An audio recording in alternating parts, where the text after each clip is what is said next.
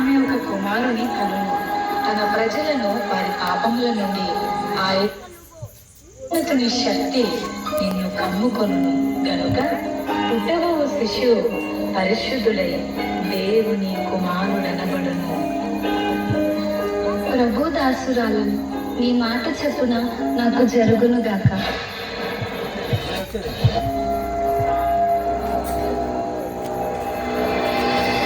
ఆమె భర్త అయిన యోసేపు నీతిమంతుడై ఉండి ఆమెను అవమానపరచనలుగా రహస్యముగా ఆమెను విడనాడనుద్దేశించింది. అతడు ఈ సంగతులను గురించి ఆలోచన చేయుచుండగా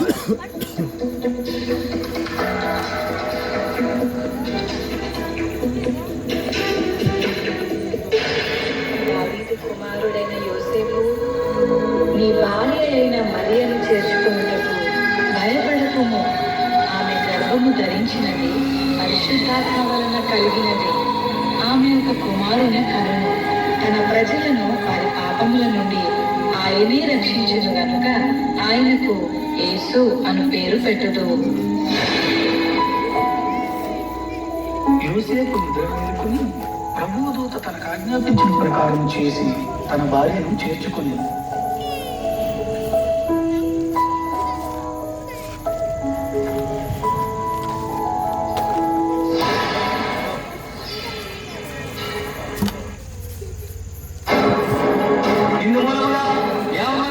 తెలియజేయమనగా ప్రజల సంఖ్య రాయవాలని ఆగస్టు నిర్ణయించడం వలన ప్రజలంతా తమ తమ స్వగ్రామాలకు వెళ్ళి ప్రజా సంఖ్య రాయించుకోవాల్సిందిగా తెలియజేయమనగా.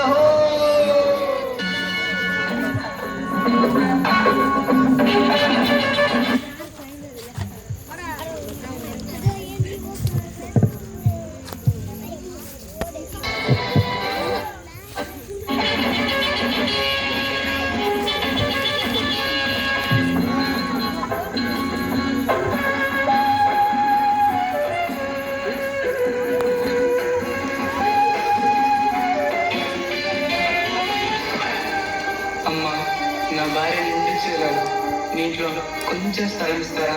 క్షమించండి అయ్యా, మేమే చాలా మంది ఉన్నాం, మా ఇంట్లో మీకు స్థలం లేదు.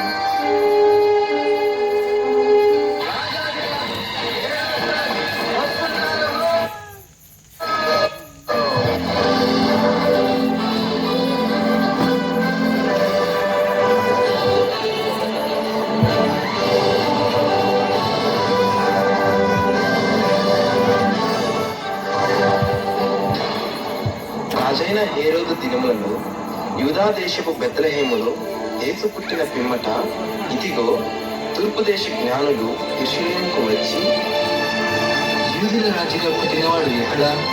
తూర్పు దిక్కున మేము ఆయన నక్షత్రమును చూచి ఆయనను పూజింపవచ్చుతిమి. చిత్తం మహాప్రభు. క్రీస్తు ఎక్కడ పుట్టను?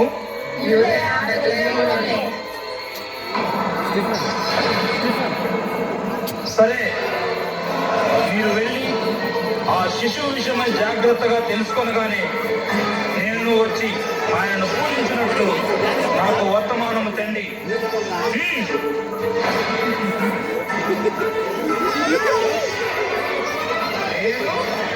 ఓటమి ఎరుగని హేరోదు రాజును మరి ఒక రాజును పూజించడమా? అసంభవం.